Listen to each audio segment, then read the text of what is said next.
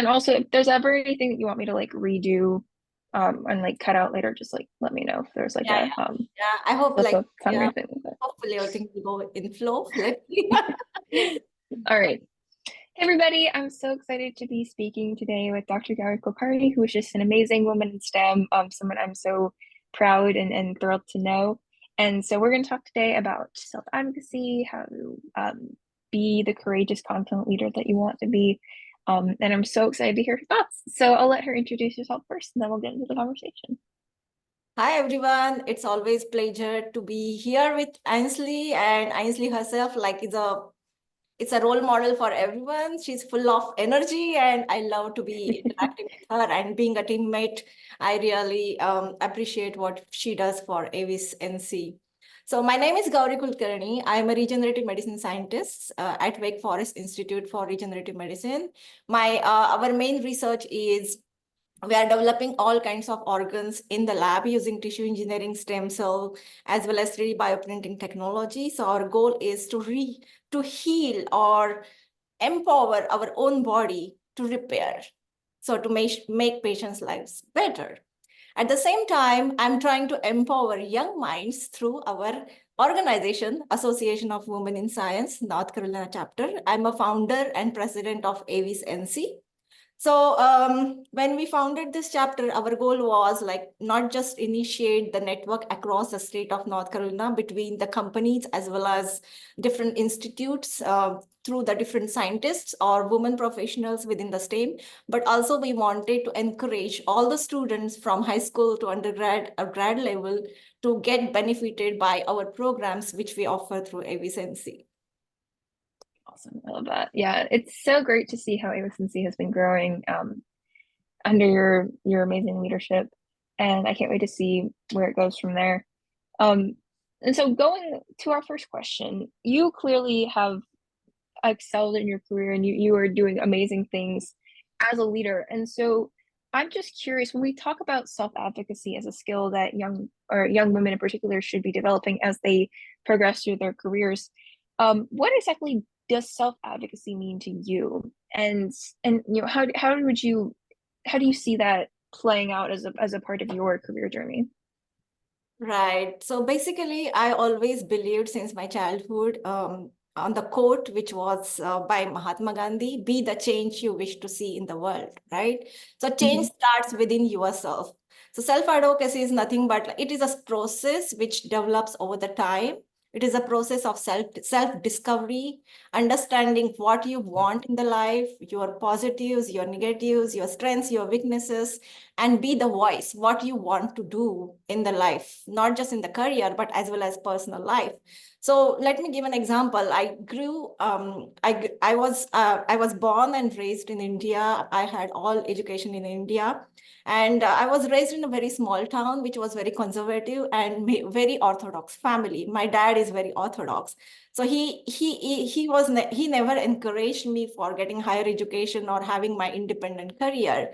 So I had to fight for that. So every time he put challenge for me, if you do this, then I will allow you to go the further education. So, but I recognize that if I keep quiet, I don't show my voice, I'm going to end up with doing nothing in my career. I will just end up with marrying somebody and taking care of children. That's a typical stereotype, life without having my independent career.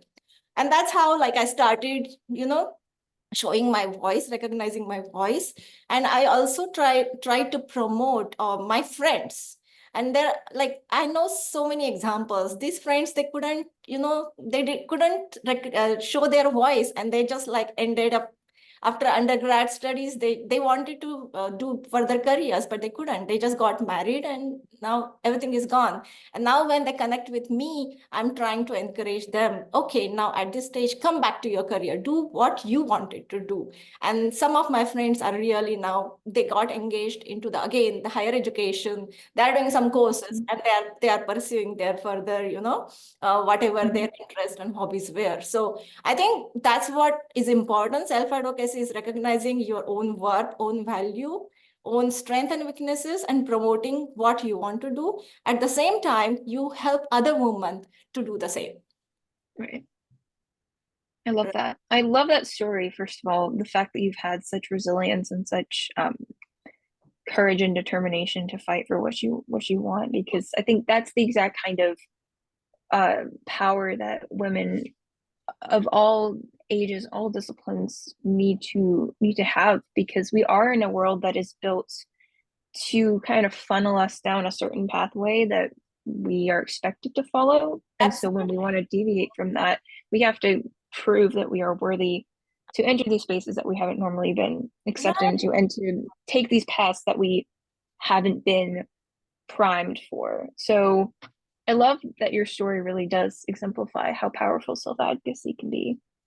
And yeah, I really sometimes like how oh, yeah, go ahead. sometimes I feel like why only women have to prove themselves, right? If you want to do, Right. yeah, right. So why do you have some talent, you have skills, just go ahead and do it. You don't have to prove it to somebody. And the problem is like we always fail for judgment by others. People judge, and that's where like we need to learn from there. Like, okay, just let them judge whatever and let them decide. Don't let them decide what you want to do in your life. Don't hinder your creativity or your abilities, right? And Mhm. otherwise you can't progress. You don't have personal growth, neither you will be able to make any change in the world around you. That's what I Yeah. believe. Yeah. I completely agree with that. I love going back to what you said about self-advocacy as a process. I think that's such an interesting way of describing it. And I completely agree, because a lot of times I feel like we think of this self-advocacy as the skill that you either have or you don't. You're either good at advocating for yourself or you can't. And I love that you kind of characterize it as it's sort of it's something that you learn over time. You learn how to understand your value and convey that. And you don't have to be perfect at the beginning as long as you're trying. Yes. And Yes. again, there's definitely this not assumption but expectation that as women we have to do everything perfectly or else we're not doing it right. And so even when it comes to advocating for ourselves, I feel like there's definitely a pressure of like, well, if I say this one thing, someone's going to get offended, so that's not the right way of doing it. Yeah, I When in know. reality, it should not be so much as like, am I doing it right? But am I even doing it at all? Like, am I taking that risk? And maybe it's gonna not end up the way I thought, but at least I learned something from it. What are Yeah. your thoughts on that? And that's where courage comes, right? Mm-hmm. Self-advocacy basically is courage and confidence. You need to build that courage to, go over the barriers and show your voice. And you need to have that confidence too. Like, okay, you cross the barriers, but will you be able to like prove yourself so that Mm-hmm. like others can look at you as a role model and they can follow you? That's what, Exactly. yeah.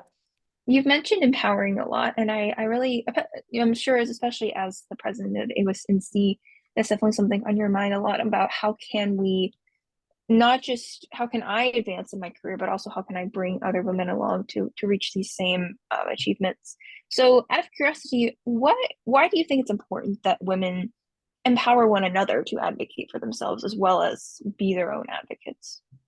Yeah, I think as a leader, I in the Avis NC, I learned that through as a process because when I thought about starting the North Carolina chapter, I was like, I knew that I can make it, but about the success, I was not very sure until I made a team. I built a team and I got a team and the members like you, right? So I built a team of all these leaders by recognizing their potentials. And that's how like we started growing.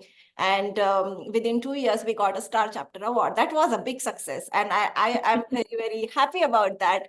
And definitely that's what I will say, teamwork makes a dream work. So each and every woman has unique characters, unique abilities, and unique talents. The only important thing is to recognize that, not just by yourself, but also by other women, other leaders. So I will say lead by example is most important for empowering others. If you show that you can do it and you encourage them to show they can do it, then I think it's sometimes they say no, so just a little push and courage is needed to make a can make wonders. It can make a big change. Sometimes you see some women, they are waiting for that just a small push to do something, and that's what we can do to empower them. and then help them to self-advocacy. And I think for the students, sometimes you are like so much stressed with the work and studies and everything. So this kind of programs, as we are doing in AWIS, by having experienced women who can self-advocate as well as who can encourage you or show the path how to do that, that definitely will help you to push your careers through very smoothly. I agree completely. And I think when I think about my own journey, there have definitely been those moments of just I thought I could do it, but it was just the encouragement and the that one final push of somebody saying, yes, you can, that got me over that chasm of doubt and into starting to create action. So I think there's definitely huge power to mentorship, like we've been saying, and empowering each other.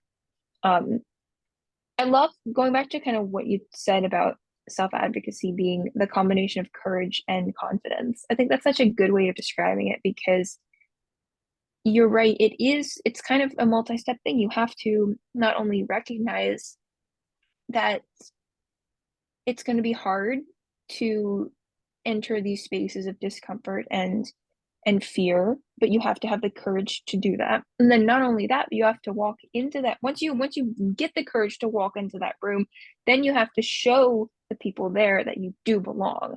And the only way you can really do that is by being confident in yourself. So how have you been able to develop that confidence? Because you clearly are very self-assured, you're very self-aware. What sort of experiences or strategies have helped you um develop that confidence?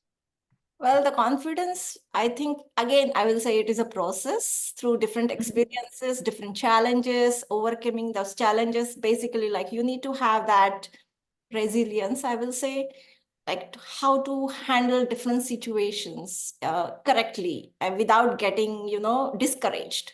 So that is more important. And perseverance is the key.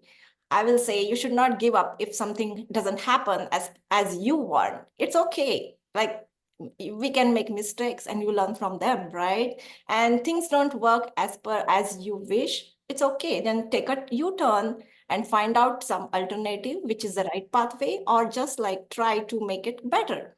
So I think Mhm. that's how it's a process. And slowly, when you start getting like achieving those goals positively, that's how you start building the confidence, right?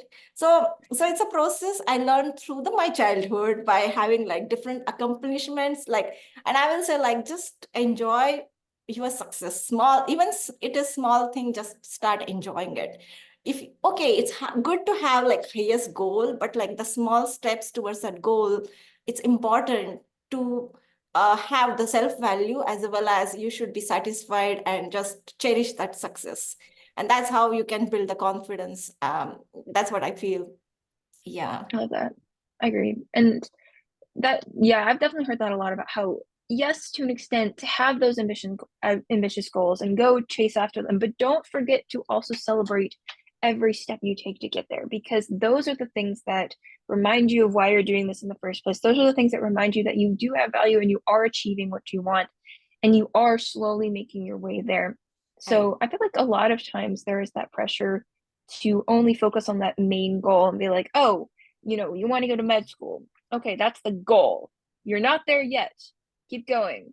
But then, like, there's not really, you also need to think about, oh, I just got this job that I really wanted. Oh, I just got this class that I wanted to take so that I can get my license to do this job. And so, those little goals, those little achievements to reach that bigger goal can't be just brushed aside, because not only are we discounting all the effort that we're putting into achieving that goal, we're also not giving ourselves the chance to celebrate ourselves and celebrate how far we've come. And Yeah, so I'm really exactly. glad that you brought that up. Yeah, and what is your final goal of life? It is, according to me, it is happiness.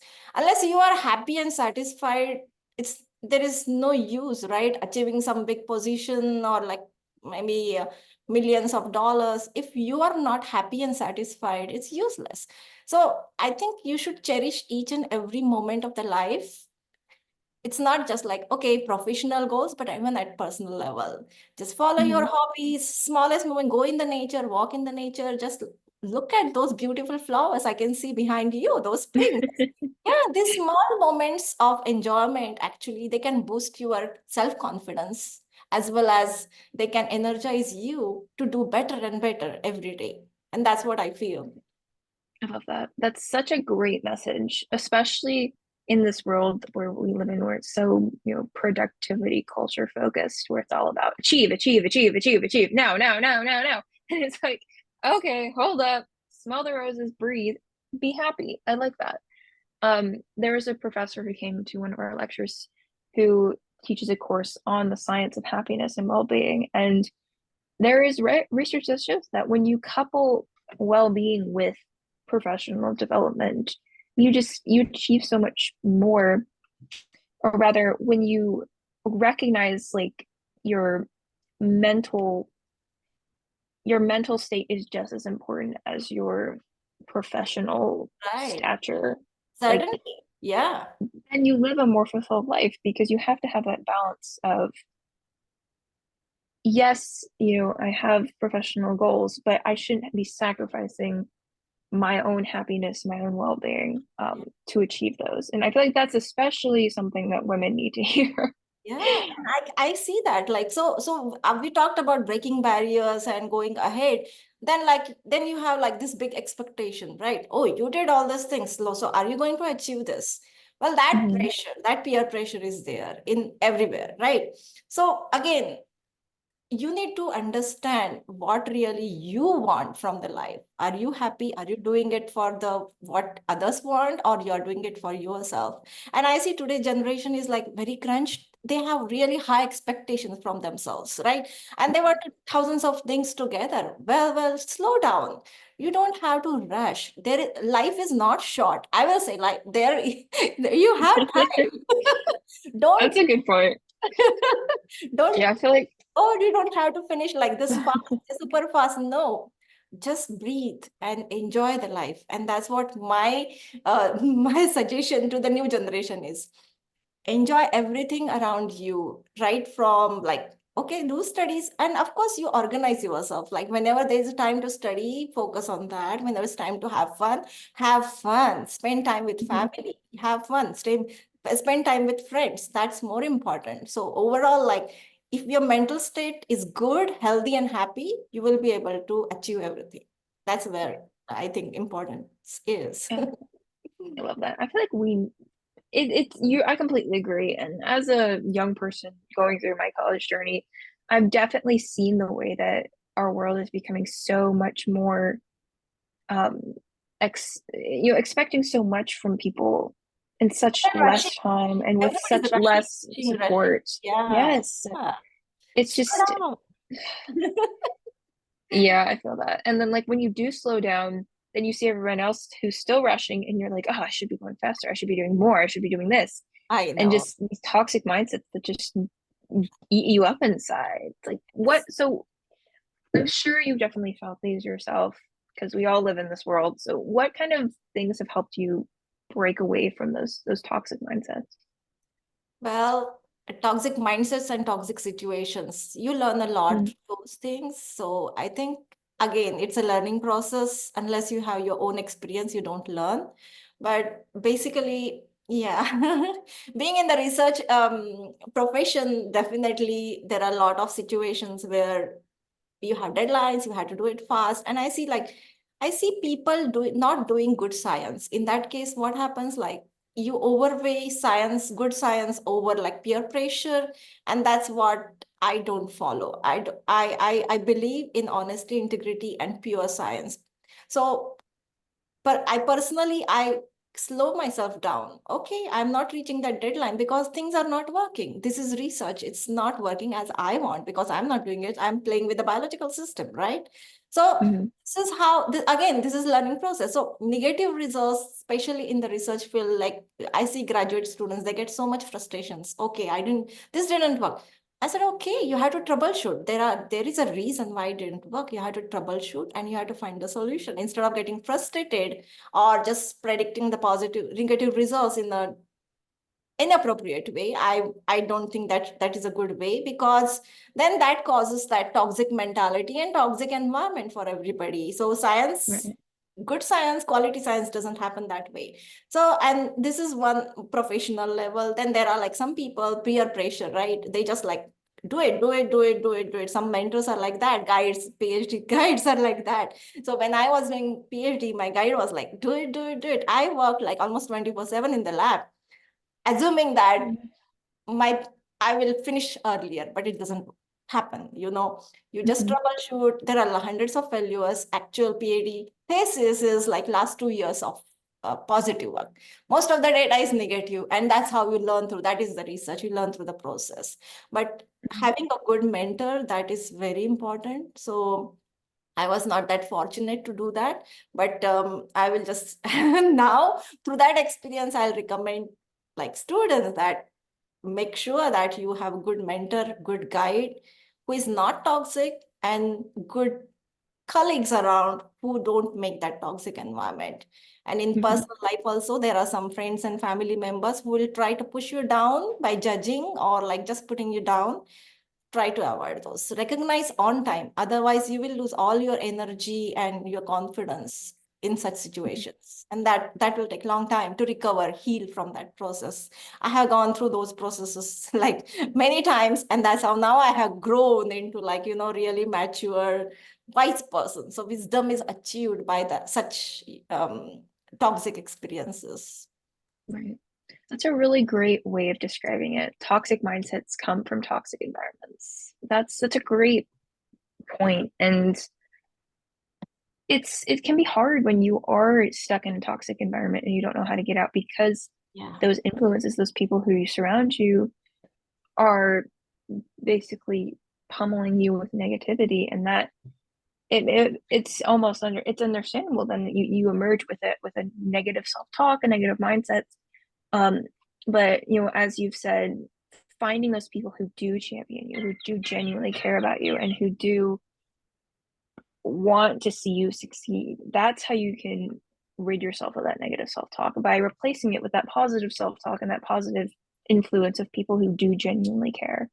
But it can be hard sometimes, I feel like, to discern if someone does genuinely care, because there are people who say they care, but then in reality are you just using me for True. yourself, versus like people who do genuinely care but maybe just aren't as good as expressing it as other people. And it's hard to read people. It's hard to be around people. You are right. I totally agree. And that's how like experience makes you wiser, right? You Mhm. eventually, and that's where self-advocacy, self-awareness is important. Okay. Don't rely on others' opinions. Don't rely on other situations. See what you feel it is right, and what you feel. If you think something is not right, just get out of it. And Right. yeah. But like sometimes you are stuck in the situations like you can't get out of it, then make a good. I see a lot of people, they complain about their jobs. Oh, it's this is bad. And I say it's your choice. If you are complaining negatively about the jobs, leave it, find something else which makes you happy.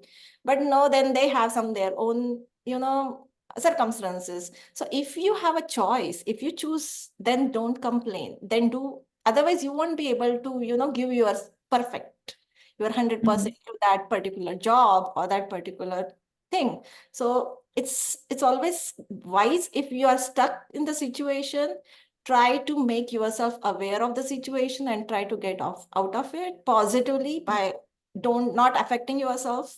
Just like make a wall around yourself, or just get out of that situation. Only two things you can do. So it's your choice. Be a Yeah, choice.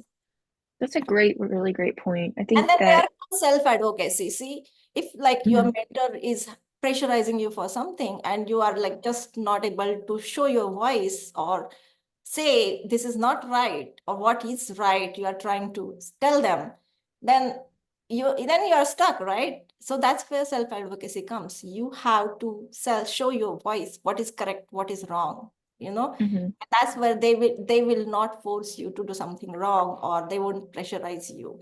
Once they know Yeah. your personality, nobody can take advantage of you. That's Right. important. Yeah. one of my professors really loves this quote about it's called something about like the last of the human freedoms is the ability to make a choice. You can always choose. Yes. You Yeah. always have a choice. And whether that's choosing the way that you act in a situation, choosing the people you surround yourself with, choosing the opportunities that you pursue, choosing the way that you describe these opportunities, it's all in the end it does boil down to you had the choice to you were the one who chose to take that job. You were the one who chose to complain about this employer. You were the one who chose to do this. And you can also choose to be the kind of person that you want to be. You can choose to leave that job. You can choose to see things in a positive light, even if right now they don't feel great.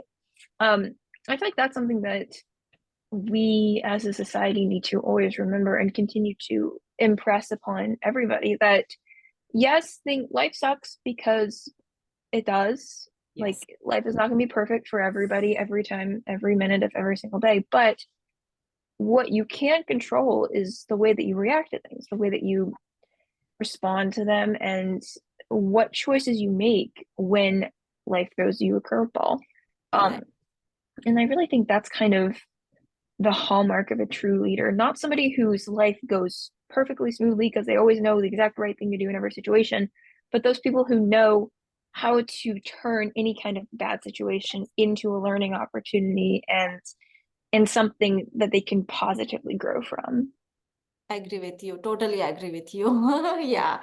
Again, it's a growth process. Definitely. Yeah. In terms of pursuing like a career in STEM, you clearly you got an amazing career as a scientist. So do you have any advice for women who want to pursue a career in STEM like yours, but don't have that positive self-talk yet? Don't believe that they have the strength or the skills or the confidence to succeed?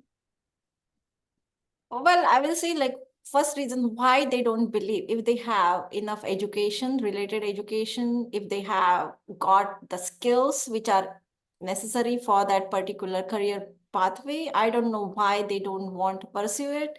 It's just, I think, lack of self-confidence, or it could be like unwelcoming environment in that field. So Mhm. again, I will say it's you. You have to decide. Nobody else is going to like invite you, okay, come and do this career, or so it's you who have to decide. And how you decide is just go through the like just network with the women who have done it, network with the other colleagues who have done it, get Mhm. ask them questions, how, why, what kind of skills. If you lack certain skills, like go and take the training. It's not difficult nowadays, like, right, we are in the virtual world, everything is there available, networking is not difficult. And again, I will say Right. Avis is the best platform to do that. Just network, join our AVs and network with all women from all different kinds of STEM fields. And we are here to build or boost your confidence. Talk to us. Mhm. If there is some issue, there is some problem, we are here to guide you as mentors. Definitely, I don't think there is anything which can stop you doing what you want to do in your life and succeed in Mhm. your life. Finally, it's your life, your career, your choice. You can make a difference in your life. You can personally grow, as well as you can make a big impact on in the world around you. And being that, saying that, I'm saying I'm from a small town from India, and today I'm here. And when I look back to my journey and all this ups and downs, and I'm proud of myself. And it was not just my single journey. I had like a good ecosystem of my family and my friends and my teachers, very good teachers. And right now I have you and other my team members. Everybody's there, right? So this is my Mhm. choice. I built my team. I had like negative and all toxic peoples and toxic situations. And that's how I went through, pierced through to get into this positivity. So if you are positive and if you have a good, like big passion and vision for the your future life, you can do it. Definitely. You just need courage, braveness to break the barriers, have the confidence, and just do it. That's perfect. What a great way to end. Thank you so much for your time today and for your wisdom. I'm always inspired by you. And I hope you have a wonderful rest of your day. Thank you again so much for your time. Thank you, Ainsley. It was great talking to you. Thank you so much. Bye. Bye.